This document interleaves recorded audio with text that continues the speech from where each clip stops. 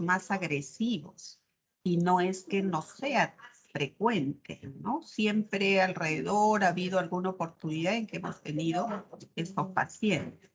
Entonces, lo que necesitamos saber nosotros, pues, ya reconocer que el páncreas es un órgano impar, es retroperitoneal, y por lo mismo que es retroperitoneal, pues a veces es difícil hacer un diagnóstico precoz, ¿no? El resto ya ustedes conocen sus funciones. Entonces, en este cáncer de páncreas, tenemos que ver que representa el 2% de los cánceres a nivel mundial. En Estados Unidos ocupa el cuarto lugar. Es la segunda causa de muerte también por tumores gastrointestinales a nivel mundial. Y la edad promedio es entre 65 y 70 años, más en varones y más en pacientes con raza negra. En nuestro país se sigue viendo pues una mortalidad de 3.4 por 100.000 habitantes. Hay una incidencia en Lima de 3.91 por 100.000 habitantes. Se registran 1.262 casos nuevos cada año y ocupa el quinto lugar en lo que es cáncer en varones y el sexto lugar en mujeres.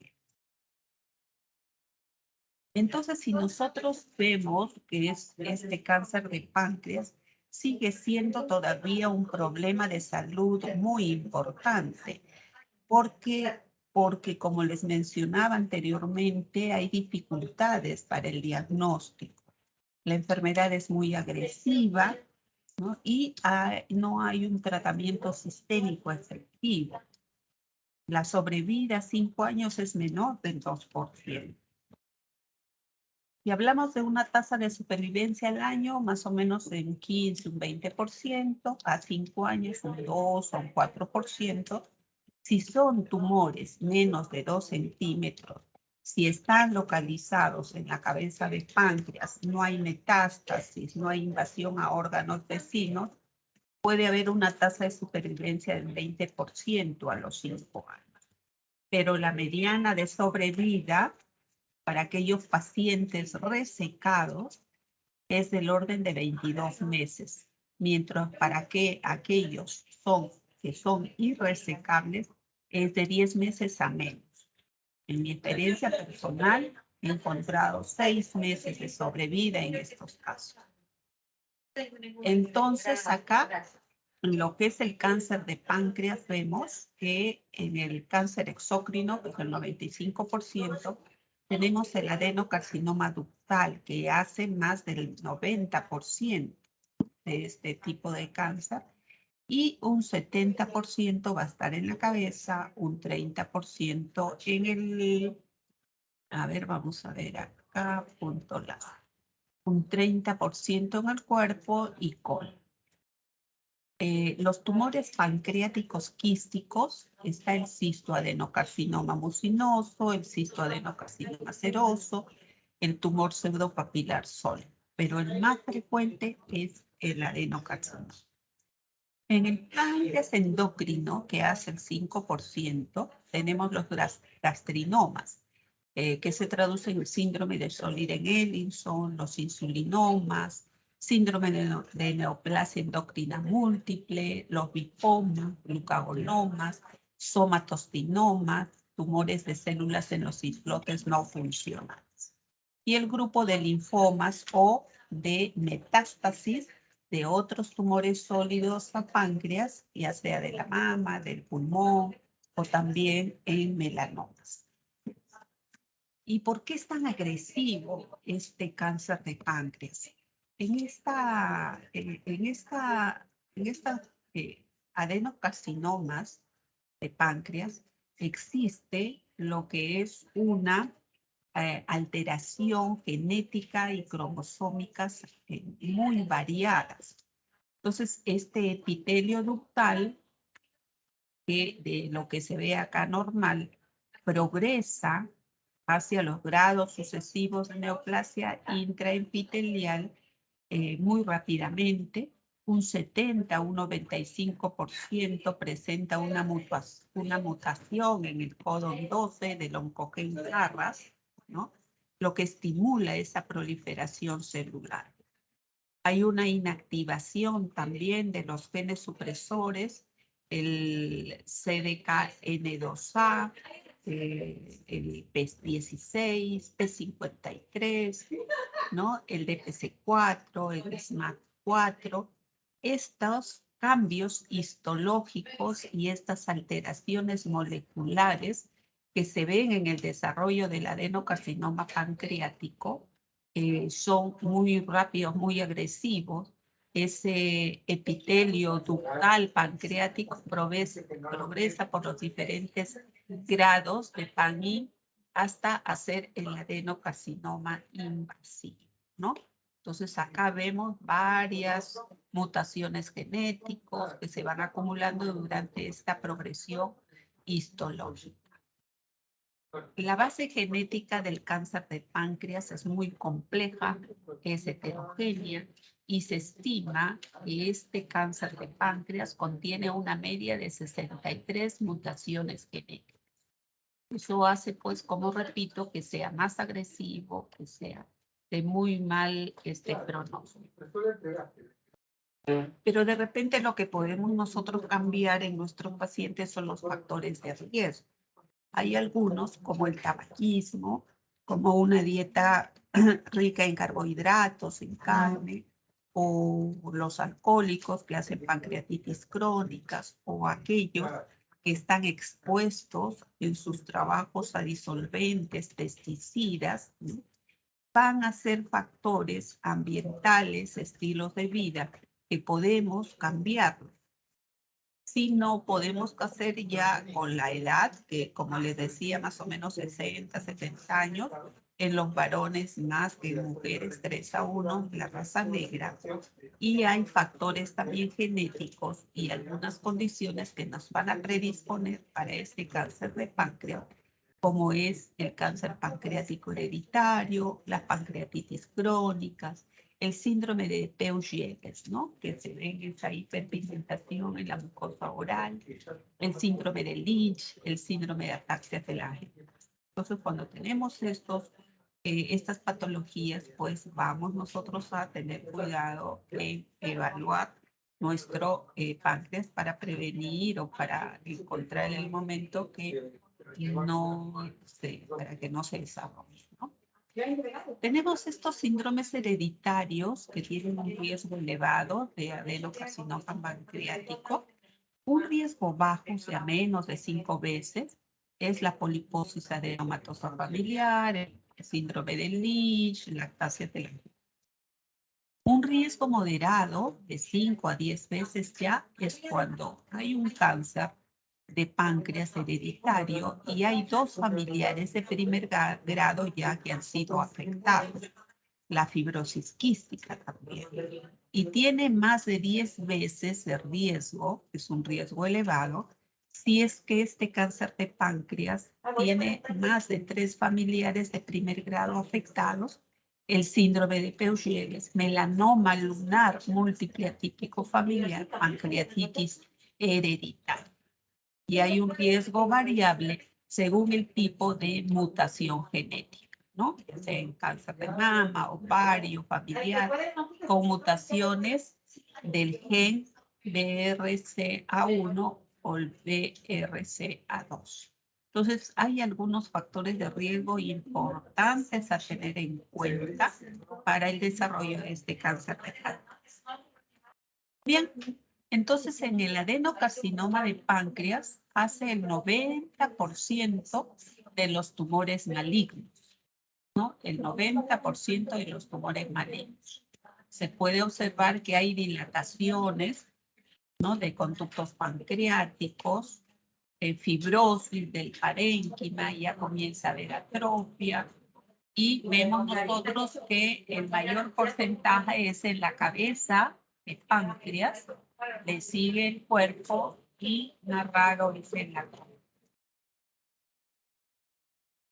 Pero ¿cuáles van a ser estas manifestaciones clínicas? El más importante es el dolor. Le sigue la pérdida de peso y la ictericia.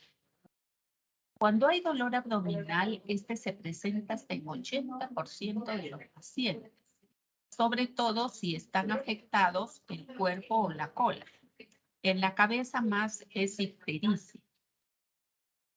Acá el dolor es en epigastrio, puede ir a ambos hipocondrios, la intensidad es muy severa, tiene un carácter sordo, se irradia en cinturón a las zonas dorsolumbares, predomina en la noche, empeora cuando el paciente ingiere sus alimentos, ¿no? Y con el decúbito supino.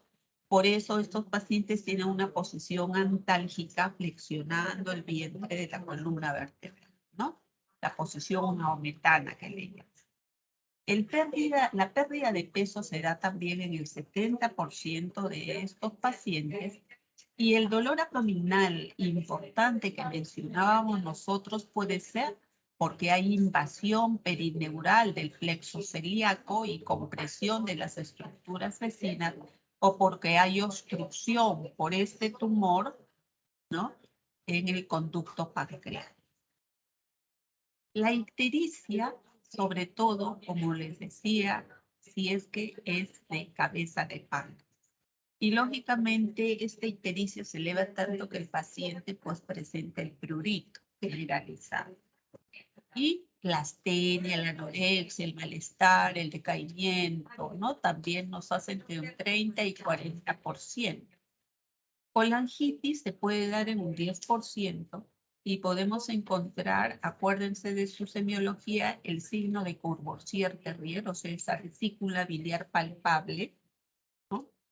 Que es indolora, con ictericia, y suele asociarse al tumor de cabeza de páncreas, a carcinomas periampulares, y cuando nosotros, encontramos el ganglio de Virchow, es en esta zona supraclavicular izquierda, y el ganglio de la hermana María José en la zona umbilical, que nos habla ya de enfermedad metastásica, ¿no? Es raro encontrar, pero sí es importante reconocerlo cuando lo encontré. Entonces, para el diagnóstico, ningún examen de laboratorio me va a dar el diagnóstico, pero voy a encontrar anemia moderada porque el paciente pues ya no quiere ingerir los alimentos, está con hiporexia.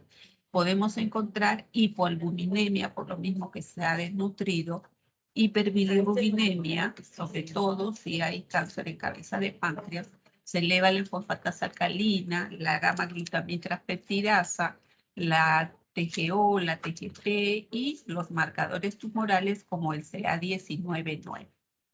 Este CA19-9 es útil, pero es como un índice pronóstico, no como un diagnóstico. ¿Qué sucede con una ecografía abdominal? Me va a servir para hacer mis diagnósticos diferenciales, para si mi paciente viene con ictericia, pues descartar que sea de repente litiasis, coledocolitiasis. Para páncreas tiene una baja sensibilidad.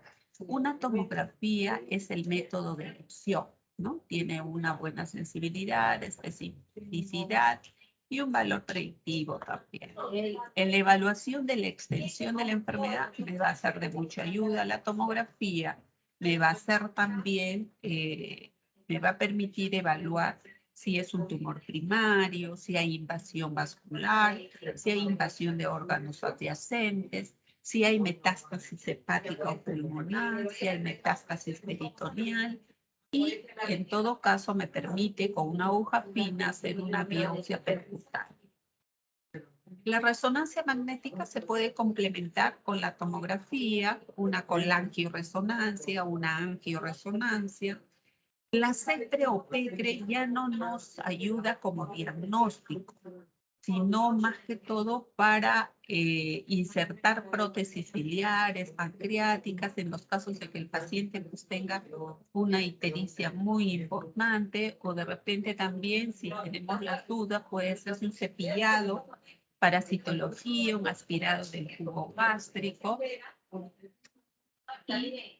pero como diagnóstico, por muchas, digamos, complicaciones que tiene, mejor es si hacemos una tomografía o una resonancia con esta ecoendoscopía.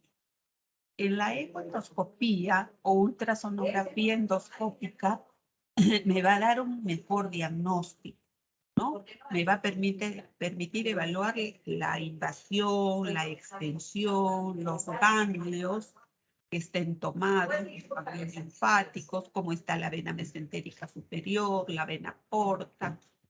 Y también me sirve para tomar biopsias, ¿no? Para determinar el diagnóstico histológico.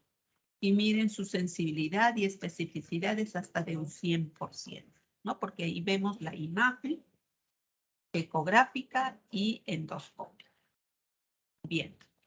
La tomografía por emisión de positrón, los PET, bueno, pero la ecoendoscopía, la asociación de una TEM o una resonancia media.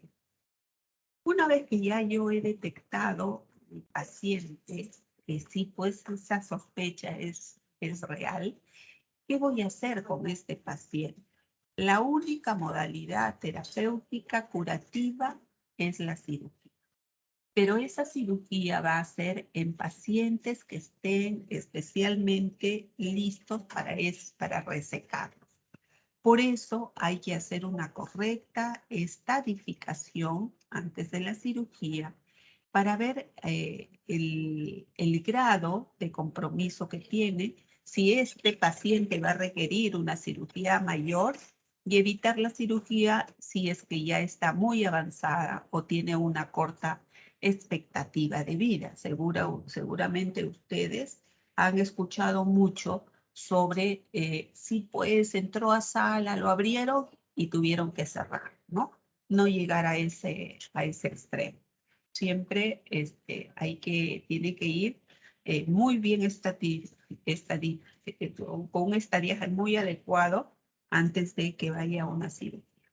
Entonces, para eso yo tengo mi clasificación TNM, ¿no? Y esta TNM me va a decir en qué etapa está y qué es lo que yo voy a hacer con este paciente.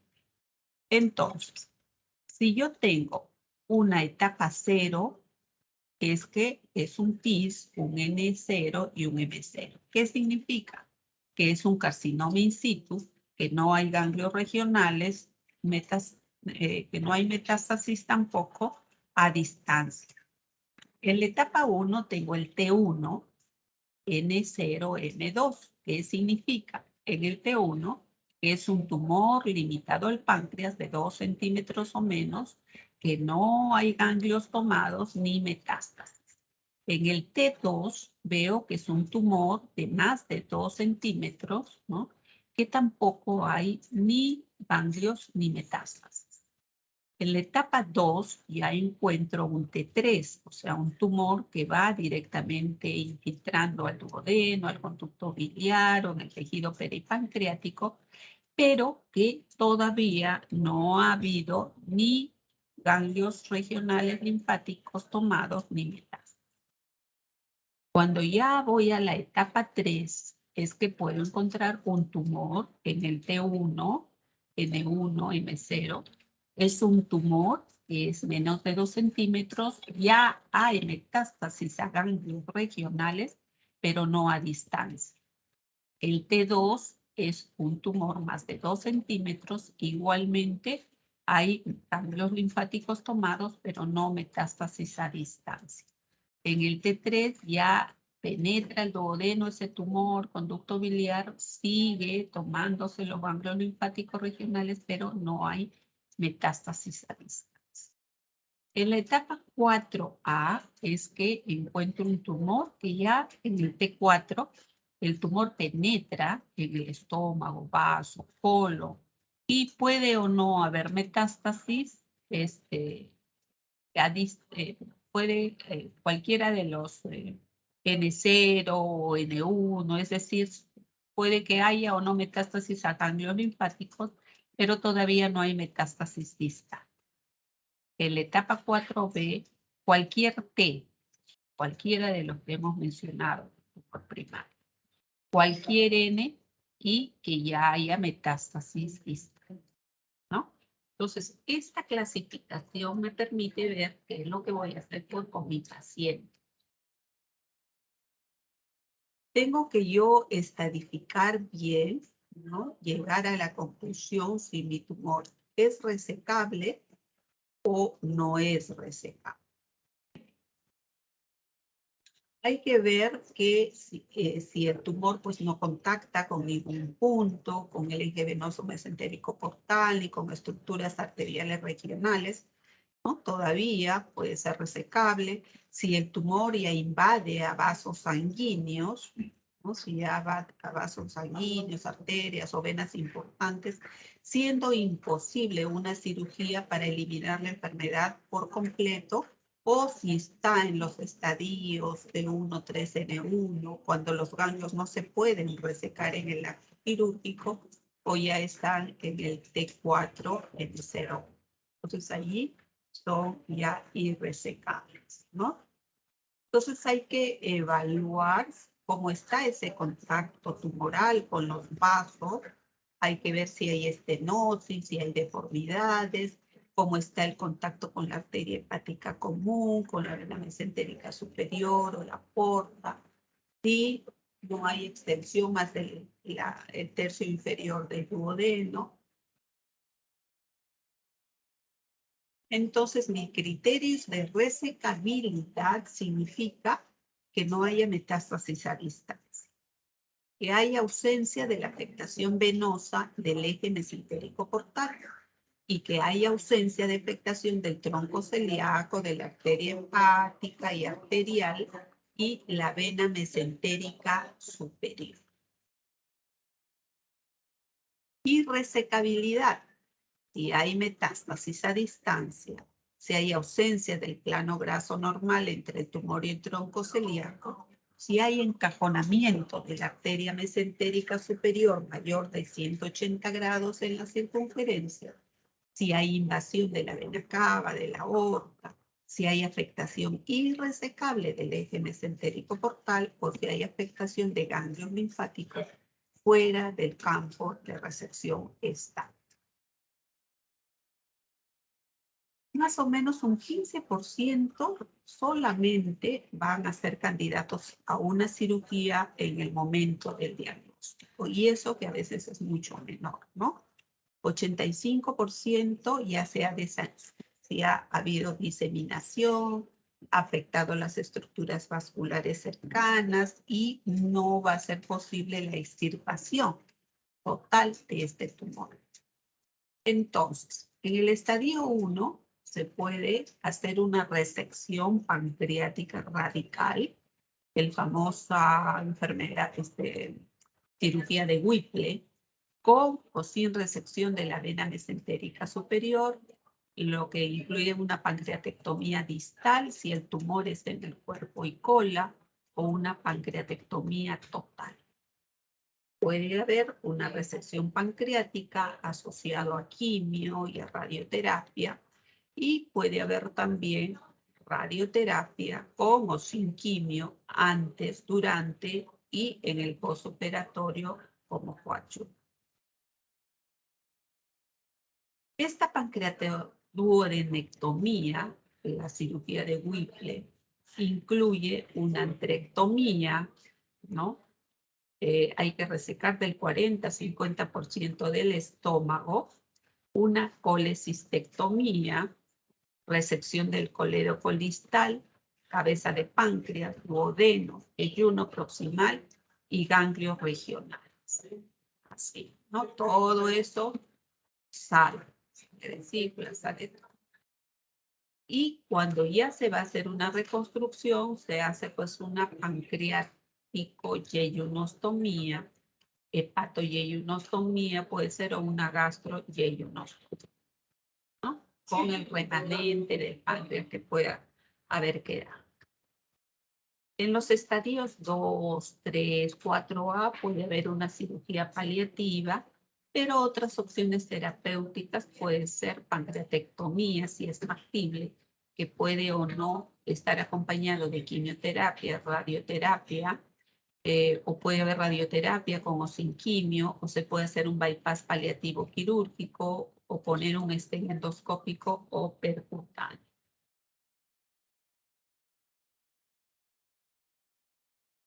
En el estadio 4B ya va a ser solamente paliativo.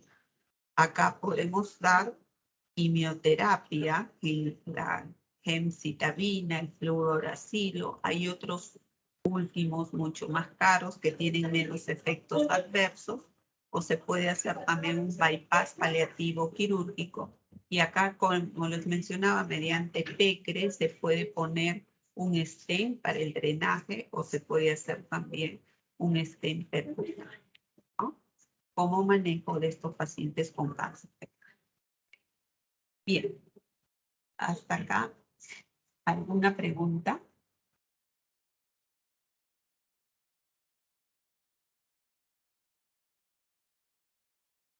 ¿Alguna pregunta?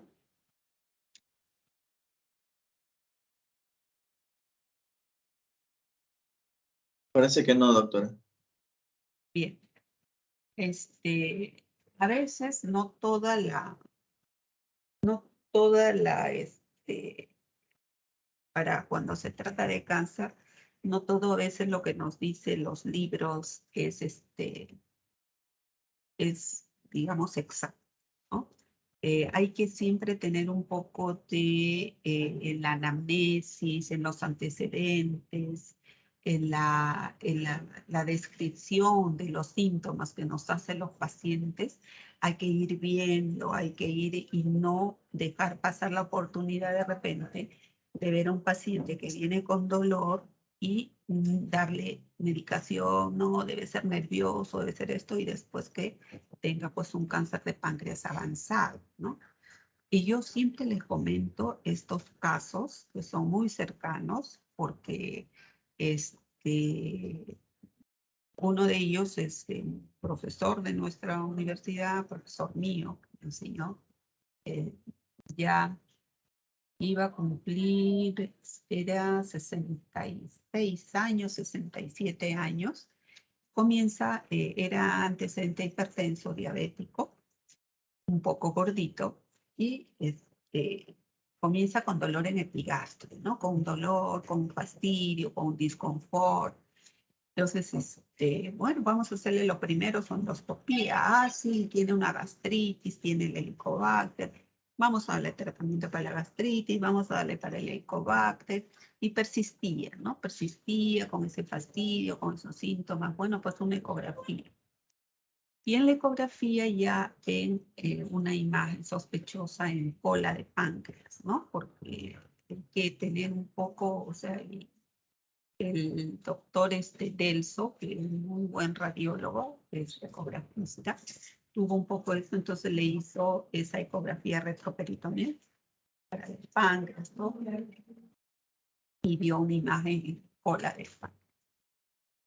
Ya la tomografía, ¿no? La resonancia, etcétera, todo lo de un cáncer de cola de páncreas.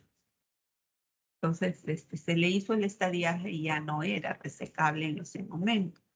Entonces, tuvo quimioterapia, tuvo se le hizo hasta gastrostomía para que pueda alimentarse porque ya tampoco no toleraba, pero nunca se puso pues histérico, ¿no? El mayor problema era el dolor y recibió tratamiento para el dolor, etcétera, ¿no? Y del momento del diagnóstico al día que fallece, exactamente 6 meses.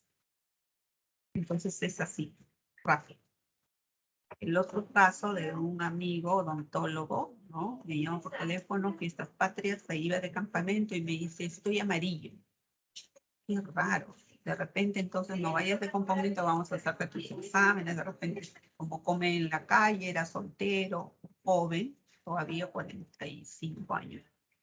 Entonces, algo te hace la contacto. Vamos a ver, para hepatitis, perfil hepático, ¿no? Y y una ecografía, ¿no? Pensando en algo biliar. Y en la ecografía ya nos dan imágenes de metástasis al hígado y una lesión en cabeza de páncreas. Entonces, en la tomografía ya se ve una tumoración en cabeza, estaba comprimiendo, pues la diarrea por eso estaba amarilla. Y la bilirrubina trepaba, 20, 25, 30 de bilirrubina, tal, ¿no? Y buscando un poco en los antecedentes, porque qué raro, si nosotros nos reuníamos cada cierto tiempo, recordando, viendo, él se había caído de un caballo que le gustaba la equitación y comenzó con dolor en la espalda. Entonces lo había visto el traumatólogo, le habían puesto corsé pensando que ese dolor era de la columna, pero no, ya parece que eso comenzó con dolor.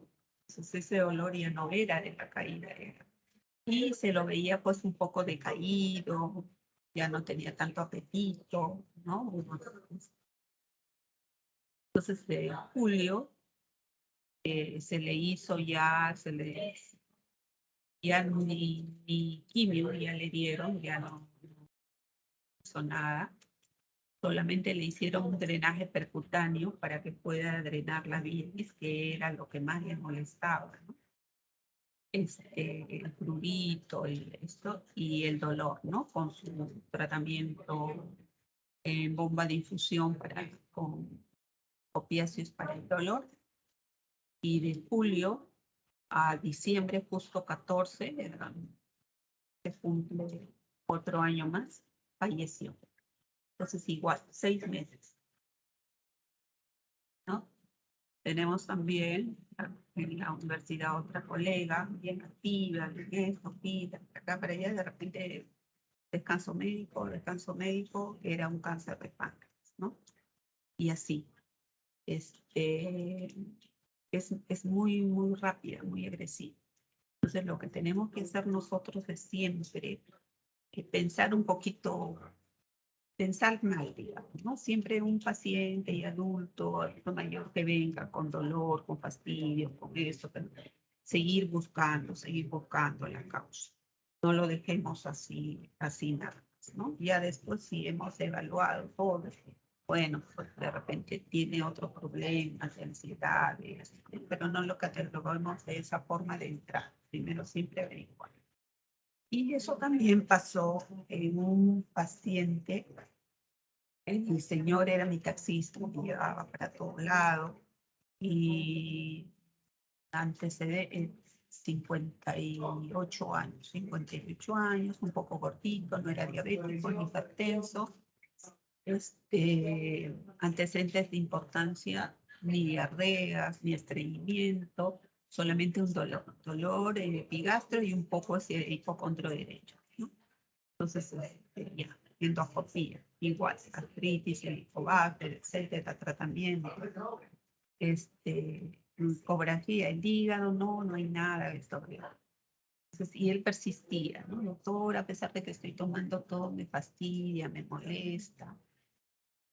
Pero, ¿y cómo es? No tenía diarrea, no tenía baja de peso, no tenía estreñimiento, solamente un dolor, un disconfort, un poco hacia hipocondrio derecho. Con ecografía no había nada. Entonces, no, le digo. Yo más bien pensando en páncreas, le pedí su tomografía. Sáquese tomografía con contraste, vamos a ver. Y en la tomografía salió una lesión en colon, hacia el ángulo hepático, ¿no? Entonces le hicimos la colonoscopia y ya la lesión estaba ocupando gran parte de la luz, irregular, ¿no? Y por suerte estaba localizado, no había metástasis. Rápidamente le hicieron su resección de todas las zonas afectadas. Y recibió 3 meses de quimioterapia por vía oral Eso ya es hace 10 años. Y después, ¿no? Sus controles, y está muy bien. Justo en estos días va a venir para su control ya después de hace 3 años que no se le había realizado porque ya se le había dado de alta. Entonces, cada cierto tiempo igual hay que hacerle su control. Y eso fue importante porque él tenía 2 hermanas mayores que él, que tenían molestias digestivas, las trajo para evaluar. A una de ellas, la mayor, ya le encontramos un cáncer gástrico avanzado. O sea, era de una familia que parece que tenía un componente en ese sentido, ¿no? Para cáncer. Y ya no pudimos hacer mucho porque ya estaba. Pero sí, a la segunda hermana se le encontró lesiones incipientes, ¿no? Un CA precoz.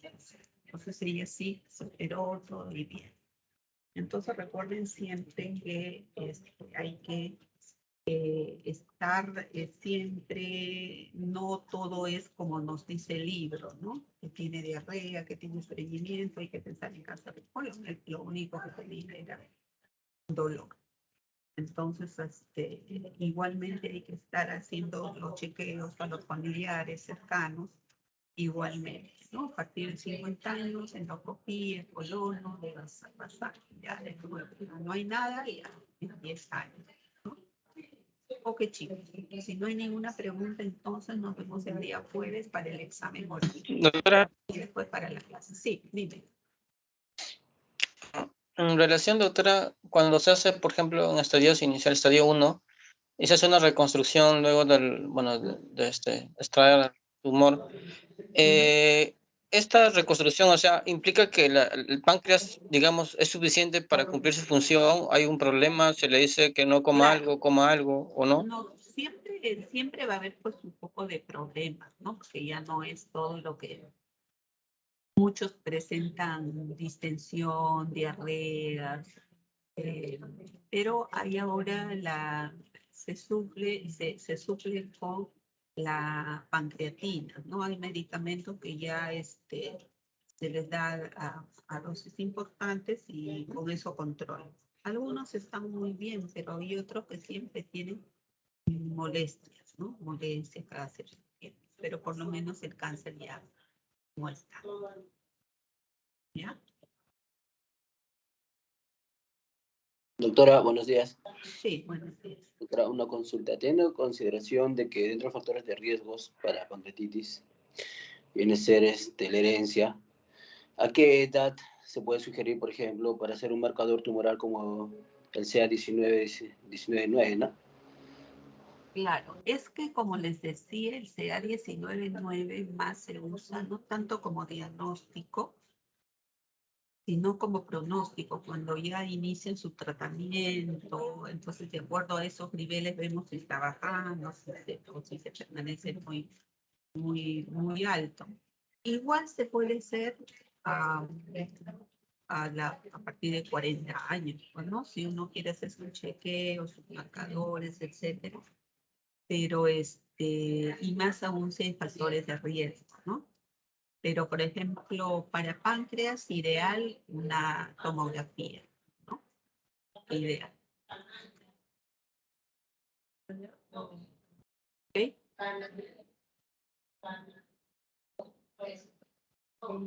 Ya, doctora. Bueno, era una consulta porque he tenido algunos familiares que justamente han fallecido por esto, y por eso que era mi consulta para poder, con mi familia aplicar esto, ¿no? Para que todos puedan hacer sus descartes, pero tener en consideración ya un fundamento ya más confiable, ¿no? Para poderles Puedes pedirles tu CA19-9, pero una tomografía, ¿no? Sería ideal, ¿no? Como para un chequeo. Ver páncreas, solamente para páncreas. Aquí te lo puedes entender. Ok. Ok. Hola, Nick. Bien, chicos, si ya no hay más preguntas, entonces nos encontramos el día jueves, ¿ya? Para el examen. A las 10, buena hora. Está bien, doctora. Sí, doctora. Muchas gracias. Ya, Gracias, chicos, doctora. cuídate. Chao.